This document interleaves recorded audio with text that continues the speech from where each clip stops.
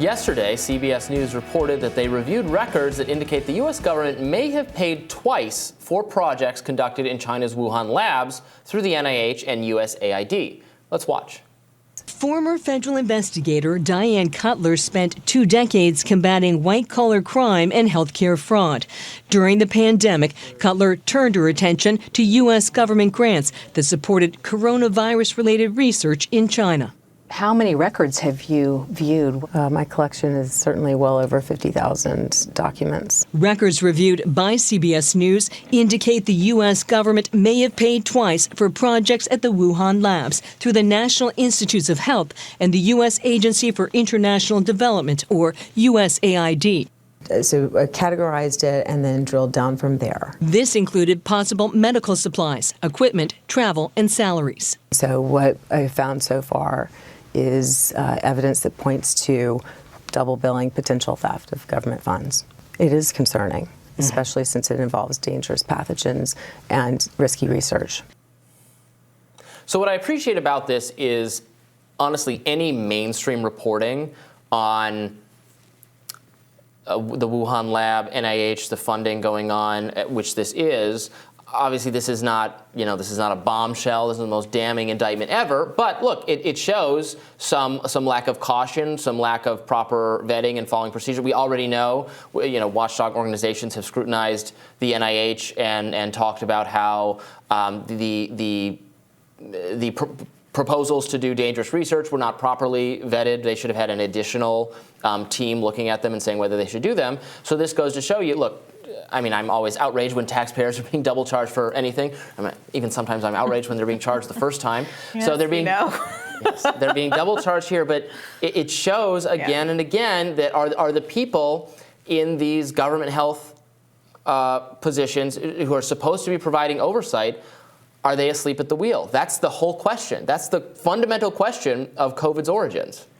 Yes. Okay. So I do think that there's a difference between an oversight issue and a money guy issue, a payment issue. I think you're right. This isn't necessarily a bombshell, because unless there's an argument that the Institute was double paid because there's a payola scheme, or that they were trying to cover for something, if there's some allegation that... No, it's probably accidental. If it's one of these many... This whole thing, accidental, great. Sure, but the Pentagon has failed its 5th audit in a row. Yeah. There was 30% of its budget that it couldn't account for. I mean, they lost all that money in Afghanistan. Yeah. Bye. Yeah, there's a lot of waste, particularly in those kind of sectors that don't get talked about. Whereas there's so much focus on potential theft by poor people that, as we've discussed at length, one of the poorest cities in America is the most audited city in America, in Mississippi. So, all that being said, it is a problem, obviously, if the government is being double billed, and especially paying for things that ultimately don't inure to the public benefit, but in fact might have been part of the cause of a global pandemic.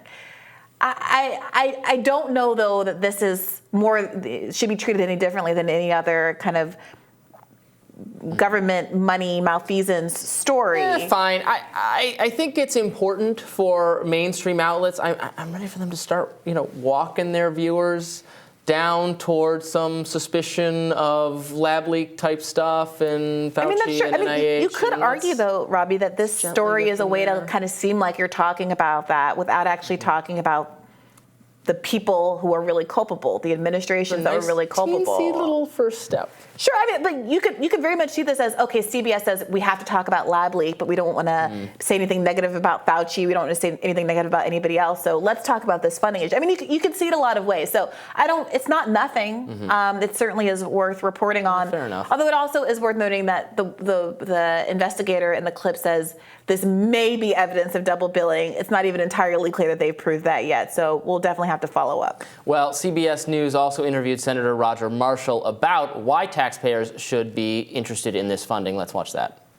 Sources familiar with the grant records did not dispute CBS News' reporting. In a statement, a spokesperson for the USAID Inspector General declined to comment on the existence of a specific open investigation. Why should U.S. taxpayers care? I think there's 1.1 million reasons that American taxpayers should care. If a plane crashes, we want to find out why the plane crashes. We go to any length to do that. And the hope is we don't have another plane crash for the same reason. So, right, the agency did not, step up and say, wait, you got this wrong. We didn't do this. They didn't say, oh, you're right, you caught us. But of course, they were not going to say that. So that maybe it's a tacit omission that this investigator is on the money here, literally. But I agree with you that it's not like totally confirmed. Yeah, look, he uses this plane crash analogy. A train. There've been several train crashes now in the past month alone, and there's some back and forth about whether there actually should be accountability. And you already see lobbyists trying to stop. There should definitely be accountability. You definitely already see lobbyists, and Republican Senator Thune, who was one of the largest recipient of railway donations and was lobbying hard for some of the deregulation that caused this crash, getting right back into the fray and trying to prevent some of the interventions that people are advocating for right now in the wake of those crises. So I wish you were right that when a train crashed, that when a plane crashed, we want to get to the bottom of it and we want to fix it. Unfortunately, too often in this country, the things that get investigated and changed for the better are the things that are kind of sexy or there's political advantage to getting behind. But when you get down to brass tacks and actually implementing policies that protect the American people, there's a real disinterest and follow through. So we'll see. And I certainly appreciate the interest here in the investigation here. Whether it amounts to anything in terms of behavioral changes at the CDC, in terms of what they actually choose to fund, those core problems remains to be seen. Physician, heal thyself. They need accountability. They're not paying enough attention. Yeah. Again, I always point back to Dr. Fauci not knowing whether he had personally signed off on exceptions for the lab leak, or for the gain of function ban. Yeah. He's like, oh, I don't remember that. Yeah, I don't remember for sure. everything that crosses my desk. Okay, well, this is how mistakes happen. Yeah. That does it for us for today. Tomorrow on Rising, we're planning another very special show for you. Same rising place, same rising time.